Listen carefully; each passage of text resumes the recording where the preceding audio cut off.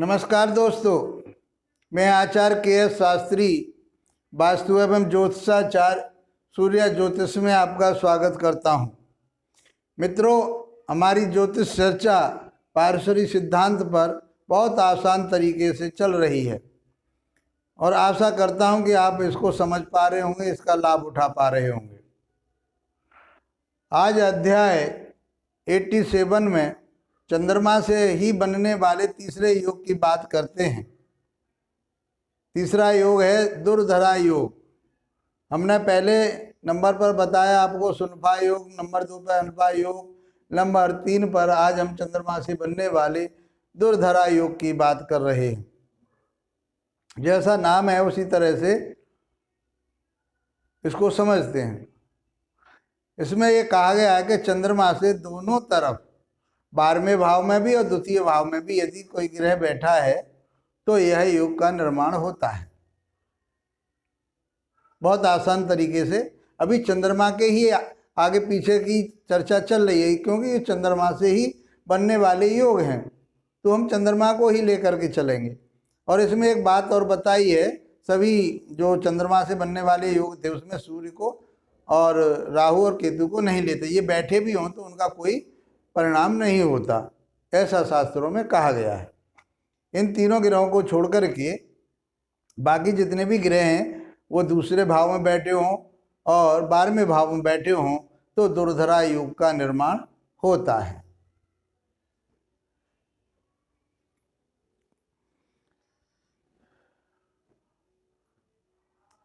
चंद्र हमारा यहाँ बैठा हुआ है। मान लें यहाँ पर हमारा बुध बैठा हुआ है और यहाँ शुक्र बैठा हुआ है, और भी कोई ग्रह बैठा हुआ है तो हम ये मान लेंगे कि यहाँ दुर्धरा योग बना हुआ है। लेकिन ये दुर्धरा योग शुभ बना हुआ है या अशुभ बना हुआ है, हमें शुभता और अशुभता को देखना बहुत जरूरी है, क्योंकि जब तक शुभता अशुभता को नहीं समझेंगे तब तक हम कुछ रिजल्ट नहीं दे पाएंगे। तो मित्रों, नंबर ए में हमने ये बताया दुर्धरा के ए पार्ट में कि शुभ दुर्धरा योग कैसे बनता है। तो चंद्रमा से द्वितीय भाव में और चंद्रमा से 12वें भाव में कोई शुभ ग्रह बैठा हो, उच्च का बैठा हो, अपने मित्र की राशि का बैठा हो, अपनी राशि का बैठा हो, इन बातों का विशेष ध्यान रखना है आपको। अपनी राशि का बैठा हो, अपने घर का बैठा हो, स्वग्रही जिसे कहते स्वग्रही हो, कुछ भी कह लीजिए आप, और मित्र के घर का हो, मित्र क्षेत्रीय हो, मित्र की राशि में हो, कुछ भी कहिए आप, समझिए इन शब्दों को, इन बातों को समझिए। तो और उच्च राशि में हो तो ये दुर्धरा योग बनता है और शुभ दुर्धरा योग बनता है। ये शुभता की तरफ ले जाता है, अच्छे रिजल्ट देता है। तो हम यहाँ देखें, चंद्रमा से द्वितीय भाव में बुध बैठा हुआ है और 12वें भाव में शुक्र बैठा हुआ है। बुध अपनी मित्र की राशि में बैठा हुआ है और वो शुक्र जो है 12वें भाव में 12वीं राशि में उच्च का बैठा है, इसलिए ये शुभ दुर्धरा योग बन गया। आसानी से समझ पाए होंगे।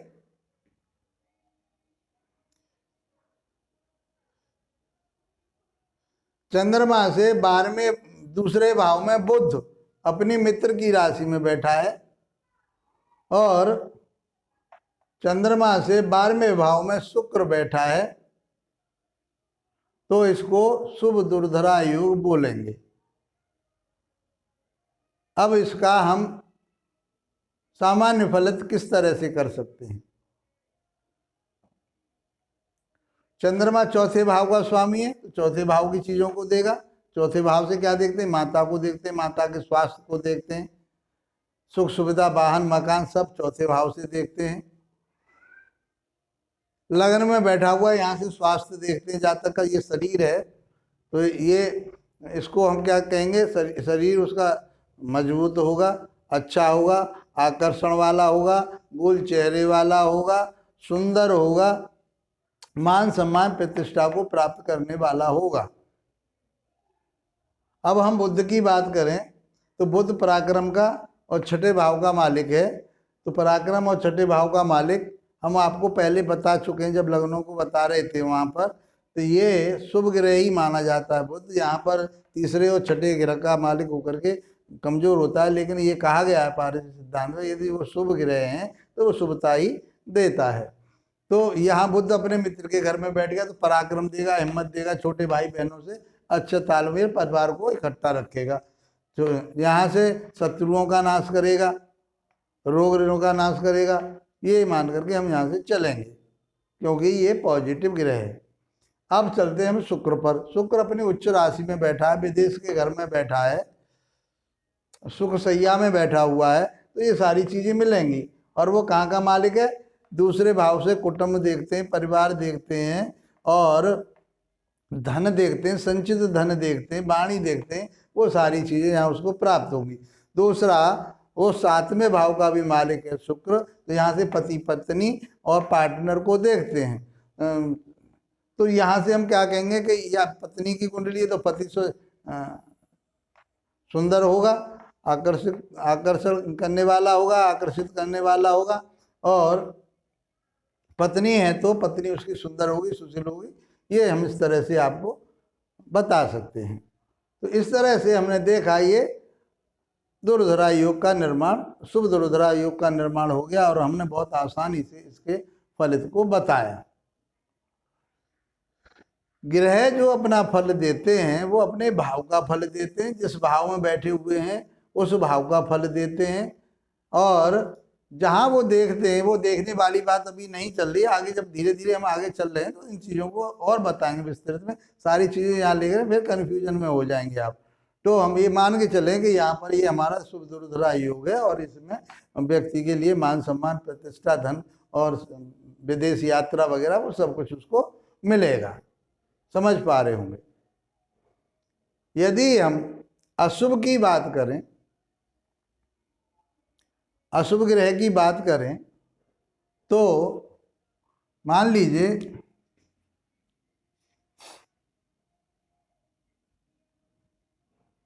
बुध यहाँ बैठा हुआ है 12वें भाव में और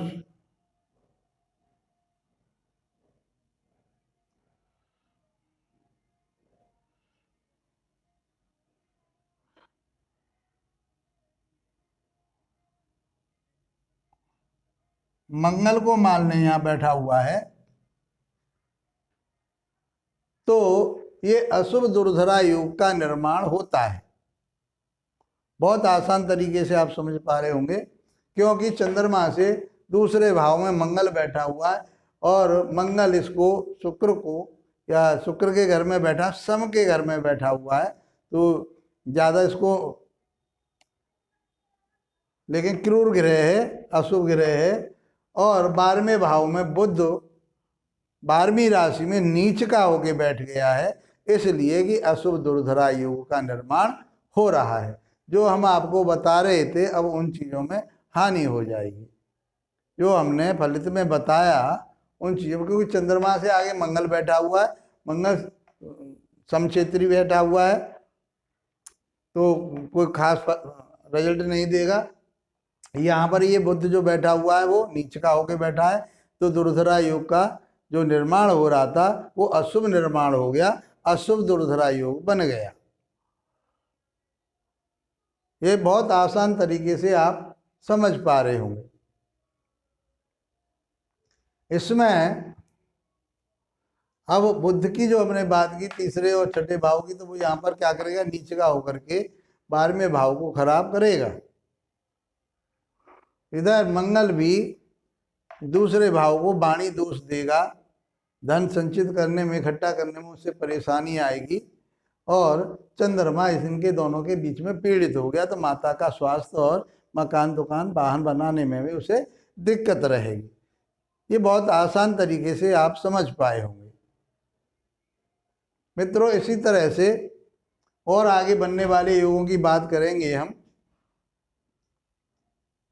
यदि हमारी चर्चा ये आप लोगों को अच्छी लग रही है और इससे आप लाभ उठा रहे हैं तो इसको लाइक कीजिए, शेयर कीजिए, सब्सक्राइब अवश्य कीजिए, ताकि हमें भी अच्छा लगता है और कमेंट्स बॉक्स में आप हमारे बारे में बहुत कुछ कह रहे हैं, बोल रहे हैं। हम बार बार आपका आभार व्यक्त करते हैं। आपको हमारा प्रोग्राम अच्छा लग रहा है। इसी के साथ आप लोगों का धन्यवाद। नमस्कार।